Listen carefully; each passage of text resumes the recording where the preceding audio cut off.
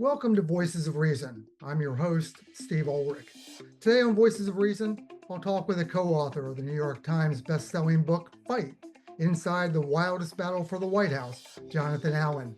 Quoting the inside front cover, it was the election America dreaded, a rematch between the two oldest men ever to serve as president. But somewhere along the way, the 2024 battle for the White House became the most jaw-dropping, heart-pounding, head-turning contest in American history. And Pennsylvania Governor Josh Shapiro was in the middle of it.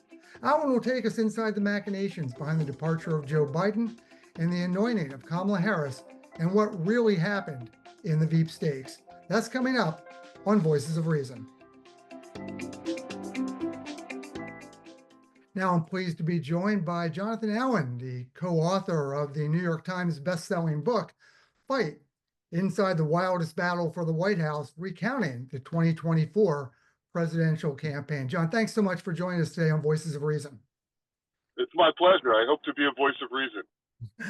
I understand that you and co-author Amy Parnes, who unfortunately was unable to join us today, didn't plan on writing a campaign book until the fateful June debate. Is that correct? That's right. We had written books about the 2016 and 2020 elections, and we decided we weren't going to do 2024. And then, we watched the debate with Trump and Biden. Obviously, like many other Americans, were sort of shocked by it and thought, something's going to happen here that's going to change and be interesting. And our publisher reached out and asked if we'd be interested in doing a campaign book, and and we'd given up on them and decided we couldn't pass this one up. So, we came to an agreement with the publisher in, I think, mid-July, which is a lot later than I would like to come to an agreement to write a campaign book. Typically these are things that we work on for more than a year before the election. In this case, we got condensed into a few months. Well, John is the senior national politics reporter for NBC News. He and Amy also wrote HRC, State Secrets and the Rebirth of Hillary Clinton in 2014, Shattered, Inside Hillary Clinton's Doomed Campaign in 2017, and Lucky, how Joe Biden barely won the presidency in 2021. And John, I guess one of the takeaways from the 2021 book was you guys began to hear that Joe Biden was losing his fastball, for lack of a better phrase, in 2020. Well, we're both baseball guys, both sports guys. I mean, that's the way Amy and I always put it, because we're not doctors, but even in 2020, you could tell that there was some decline in Biden's sharpness. I mean, he was somebody who'd been in the public eye for a long time, and he lost a step physically, and you could tell there were times when he seemed to be a little moodier. If for lack of a better term, he called somebody a dog-faced pony soldier at one campaign event, and his staff stopped booking events later in the evening. I mean, you could see signs of not deep mental decline, but you could certainly see signs of some slippage. And we were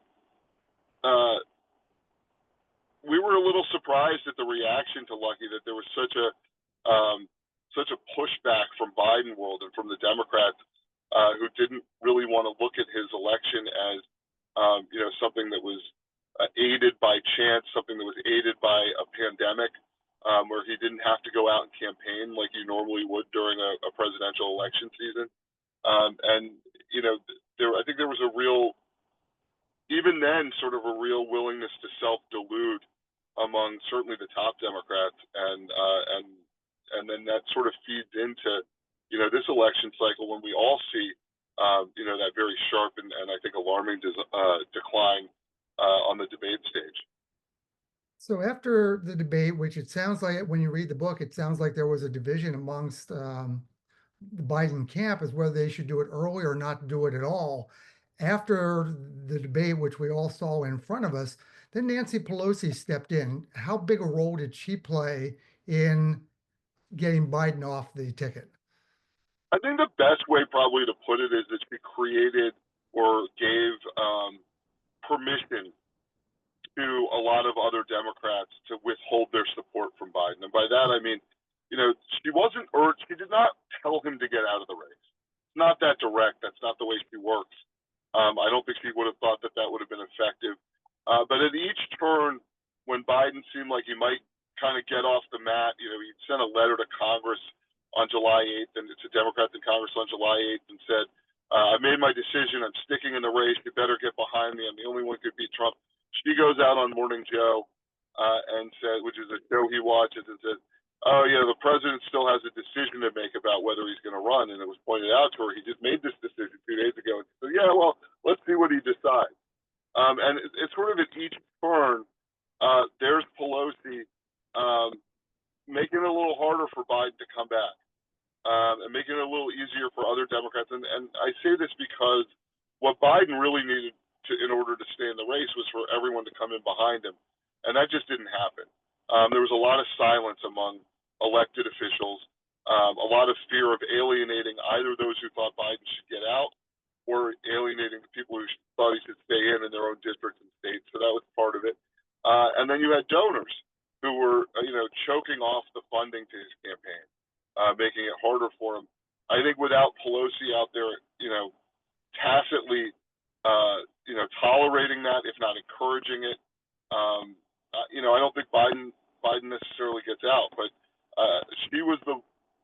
I would say she was the Democratic elected official who did the most to put pressure on Biden, both, sort of over on television and in the way that she kind of allowed others to do that.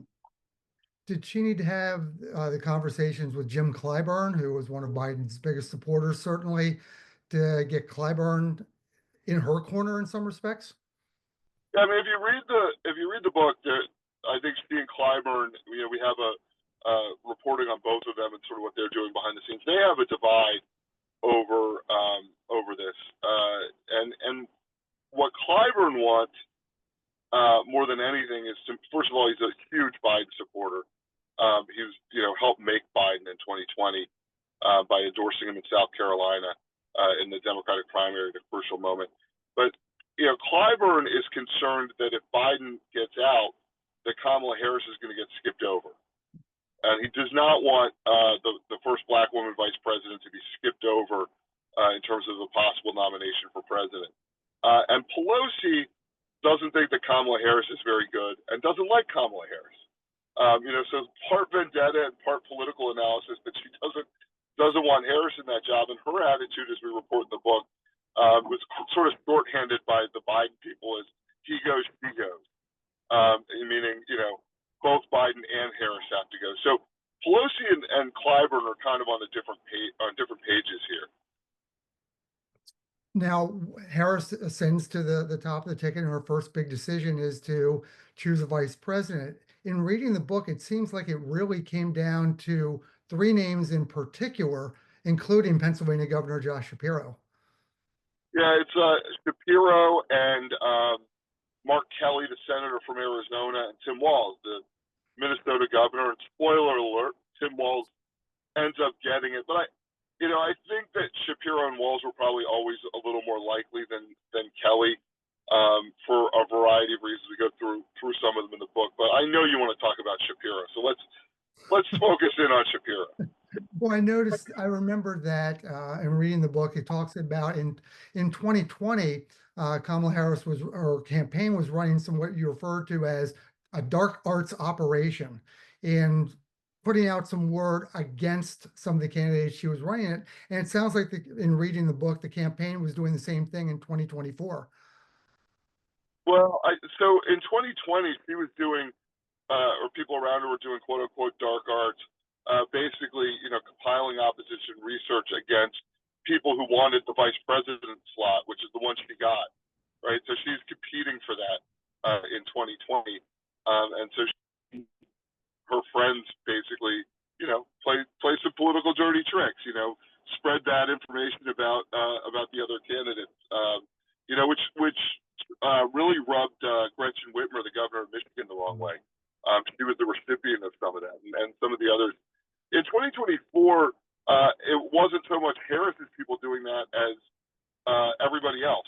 We talked to sources who said that there was, that there were warnings about, Shapiro in particular being, very ambitious and maybe not being able to play second fiddle to Harris if he was on the ticket. So There was a little bit of that going on in 2024 as well.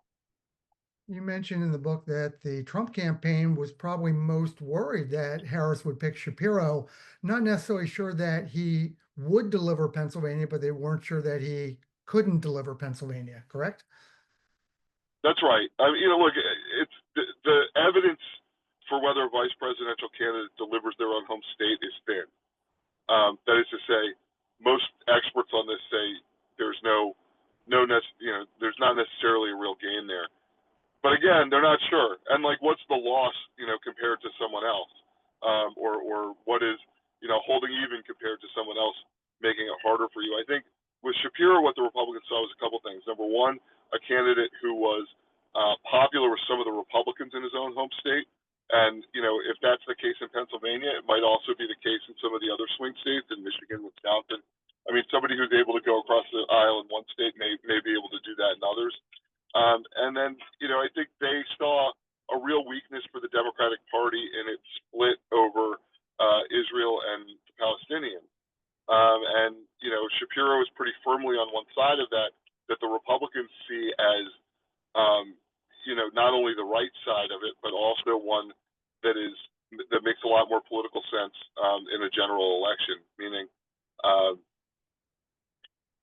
that picking Shapiro might blunt Trump's edge on the Israel issue.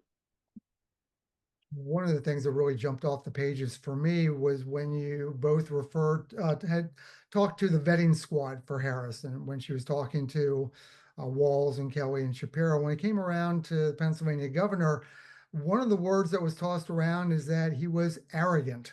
And when he spoke, and he was talking about, I guess, how there were policies that he thought he should be in control of. Yeah, it's sort of an interesting interview situation. Most of the people that come in for something like that are, sort of promising what they're going to do, to support the ticket and how loyal they can be. And, Shapiro's take was much different. It was like, well, if you were going to pick me and I was going to accept it, here are the things that I think I would, should be part of my portfolio. Looked at it more as a negotiation than an application for a job. And that rubbed some of the people in the room the wrong way. I'm not sure that he didn't know that would rub people in the room the wrong way. We write about it in the book, and I hope people will check it out because it's a little more extensive than I think I can get into in this interview. But I think if you're Shapiro and you're up and coming, you can't say no to being interviewed for the vice presidential job. And you also, but he might not want to get picked because there's a reasonable chance that the ticket loses, and then he kind of gets thrown out with the bathwater, for a future run.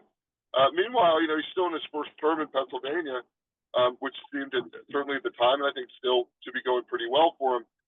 He might want to run at some point in the next 4 or 8 years, and that would have been off the table. So, I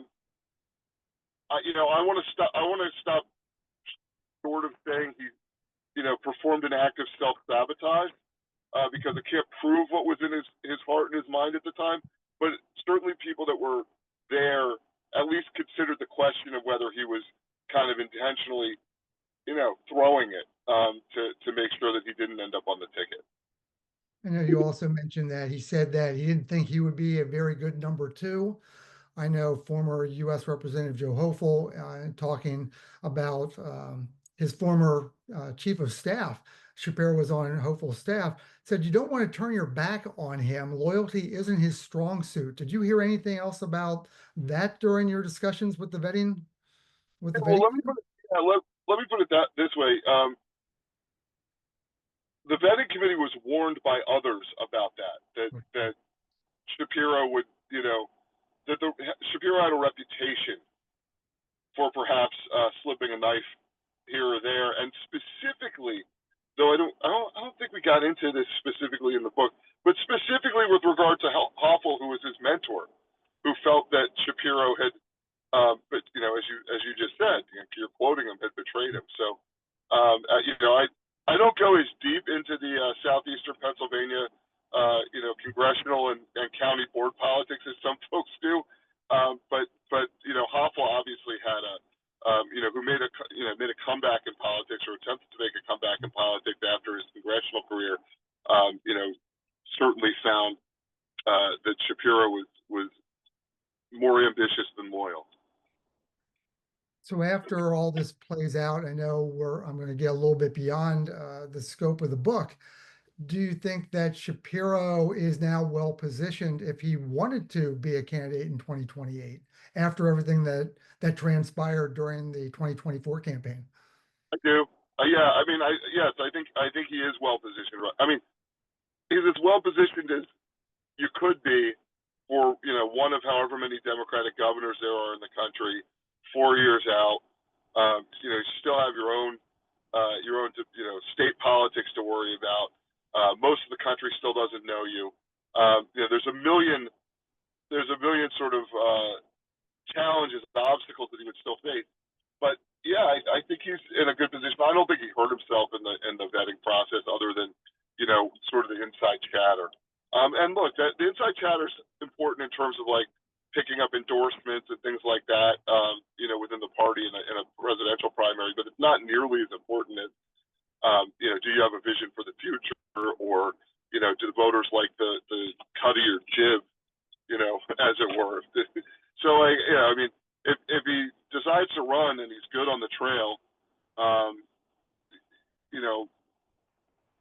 Democratic leaders will listen to the voters. So I think he is in a pretty good spot. I think that there's, particularly just in the last couple of weeks, obviously with the alarming attack at his home, I think both attention to him and sympathetic attention to him, and rightly so. I mean, I can only imagine. Hopefully, would never have to deal with my house being firebombed.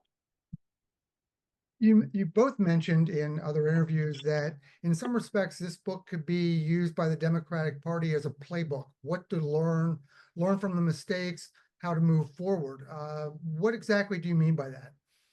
Well, I think that there are a lot of things that they can learn from this book. And by the way, Republicans can learn from this book. You can learn from victory and you can learn from defeat. It's one of the great lessons of sports that's hard to learn, is that you can learn from both victory and defeat.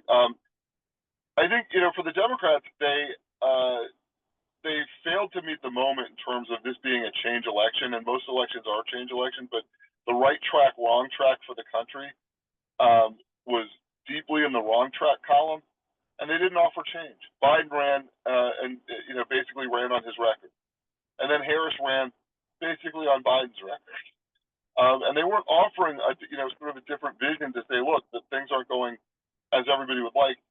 We did some of the things we thought would help. We think they have helped. Here's what more we're going to do, to allay the fears of, and to sort of make life better for people. So I think that number one, just being able to read the moment, particularly in the last generation. I mean, voters have lost trust in institutions. Particularly Democratic voters have lost a lot of faith in the Democratic Party. And I think they have to. I think part of that is that they haven't had a sort of clear vision for what a modern America looks like and how that helps voters. And the thing that I would say specifically on that is a lot of the Democratic agenda in the Trump era and even before it has been defense of existing structures and institutions and programs. So you're talking about Social Security, Medicare, whatever. And I'm not here to make a judgment about whether or not they should protect those programs. But what they haven't done is said, here's how we are going to transform things going forward, whether it's those programs or something different. And so you have a Democratic Party that sounds a lot like it did in 2008, in 2000, in 1966. Go back as far as you want. And so I think that's something they're going to have to learn. And the one last thing I would say is they've had these kind of cookie cutter presidential campaigns for the last 16 years. Barack Obama won in 2008. He was a uniquely talented politician, and he won on the heels of George W. Bush, or being at like 28% approval. Right, unpopular Republican, financial crisis, interesting Democrat, promising change. And the lesson for a lot of the Democratic Party was, look at all of his operatives who were so brilliant. They ran such a great campaign to make him win. And the truth was, this was about Barack Obama, and it was about George W. Bush, and it was about John McCain,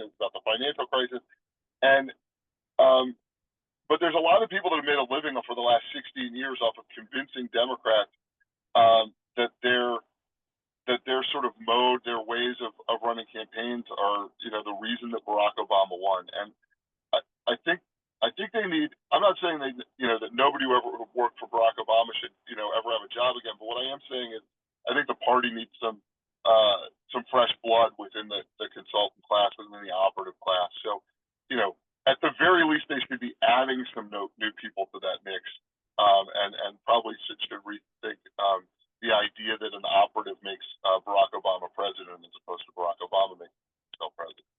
Another Pennsylvania question for you. We're seeing a shift, I guess, from the John Fetterman that was elected as senator in 2022 to the John Fetterman we see in the Keystone State today. Is this just the natural shift that we're going to be seeing more Democrats make away from progressive politics, maybe more toward the moderate label that Josh Shapiro lays claim to? I think so. Yes, I think that we are going to see some pivot from Democrats, some shift from Democrats. I think Fetterman's interesting because I think he's picked a few, a handful of issues where he's sort of, distanced himself from his party, and particularly the left of his party orthodoxy. So, like on Israel, for example, his foreign policy has become, is unrecognizable to some of the people that voted for him in the first place, who thought that he was going to be, pretty far to the left on everything. But we already saw it in the last election. You saw Elizabeth Slotkin running for the Senate in Michigan, and she's center left or whatever, but she was embracing little bits of Trump during the campaign, and you could see that with Tammy Baldwin, the senator in Wisconsin. Like, they got it, they understood their side's brand was hard for them, was hurting them, and the other side was helping the Republican candidates, and they sort of moved to the middle. And so I think we will see a bunch of Democrats do that over the course of the next couple of years, and the ones who are deft at it will probably prosper for it. We'll get you out of here. One last question. When you think back to all the work that went into producing the book, what was the most surprising revelation to you when all was said and done? I love the question. So for me, we have this fascinating moment in history where, and we reported this for the first time in this book. Nobody reported it before. When Biden hands off the keys to Kamala Harris, the reporting at the time was he called her up on a Sunday and said, "I'm getting out," and she said, "Are you sure?" And he said, "Yes." And then he decided to endorse her, and that was it. And that was not it. What actually happened was this very tense, I don't want to say argument, but definitely debate between them, because he says he's going to get out. She says, "Are you sure?"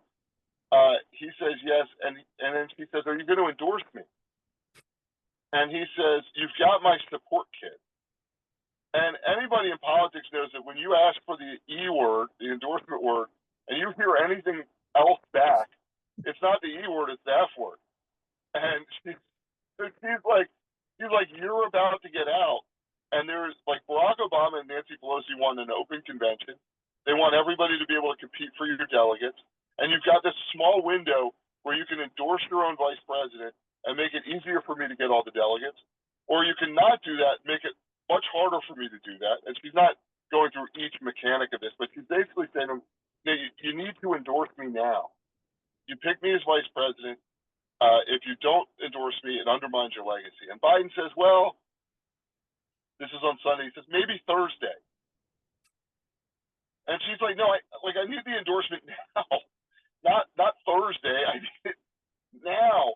And so what's going on is Biden really wants to be able to hold the limelight. It's not that he's trying to screw Kamala Harris, but he's willing to screw Kamala Harris in order to try to keep the spotlight on himself for a few more days. And as we know, because he told us all in his speech, a few days later, he believed that he was like George Washington, voluntarily giving up power. I personally think that this is somewhat delusional. He didn't technically voluntarily gave up the campaign. He didn't give up the presidency, and he certainly did it under duress, as opposed to George Washington, who easily could have won a third term. But there's this kind of approach from Biden throughout that is him putting his personal priorities over the priorities of the Democratic Party, over the priorities of his vice president, and what the Democrats would argue, most Democrats would argue, were the interests of the United States, because, of course, they believe that Donald Trump is an existential threat to democracy. I'm using their words, not mine. And so just watching Biden kind of put himself in front of all these other interests over time is fascinating. And I thought that moment was such a good window into it.